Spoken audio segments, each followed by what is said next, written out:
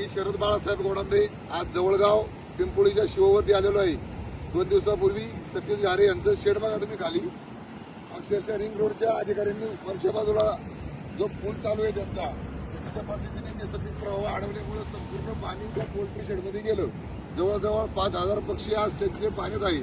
7 ते 8 लाखाचं त्यांचं जवळजवळ नुकसान आहे। तहसीलदार विजयकुमार चौबे साहेब असून, सभापती असून, जिल्हा परिषद आमच्या वार्डाचे सदस्य असून सर्वांनी इथे येऊन भेटी दिलेली आहे। परंतु आमची मागणी अशी राहील, भेटी तर तुम्ही द्याच, त्या शेतकऱ्याचं नक्की साठवणूक केलं पाहिजे। आता शेतकऱ्याला मोठा जो आर्थिक धक्का देत बसलेला आहे, त्याच्या सावरण्यासाठी सर्व राजकीय पक्षाचे नेते मंडळी येतात। परंतु आज गरज आहे की तरी सर पंचनामा होणे आणि त्या पंचनाम्यामधून ताबडतोब त्या शेतकऱ्याला मदत कशी मिळेल यासाठी प्रशासनाने ताबडतोब पावलं उचलावी, हीच मी या व्हिडिओच्या माध्यमातून आणि आमच्या संघटनेच्या माध्यमातून पशुसंवर्धनच्या विनंती करतो।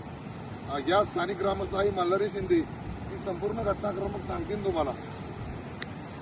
आज या ठिकाणी पिंपोळी गाव आणि जवळगाव या 2 ठिकाणाच्या मधून जो रस्ता गेलेला आहे, त्या रस्त्याच्या सरळ वरच्या साईडला रिंग रोडचं काम चालू आहे।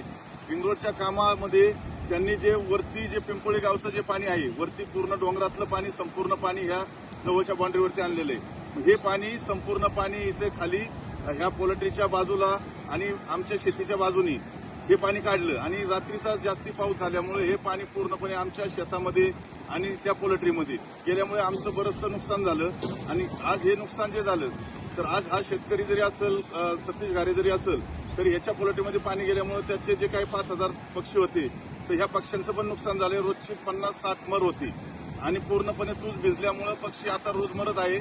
आणि त्याच्यावरती जे काय समजा शासकीय असेल, शासकीय अधिकारी असेल, कुणी असेल, सभापती असेल, आमदार साहेब असेल, त्यांनी या ठिकाणी येऊन त्याची पाहणी करून गेल्यानंतर त्याला ती योग्य ती प्रमाणे भरपाई मिळावी, ही मी शासनाला आणि तहसीलदार साहेब असेल त्यांनी ती शासनाला योग्य ती प्रमाणे भरपाई काय असेल ती त्यांनी ती द्यावी, एवढी मी शासनाच्या माझ्या वतीनं मी शासनाला विनंती करतो आणि या ठिकाणी थांबतो।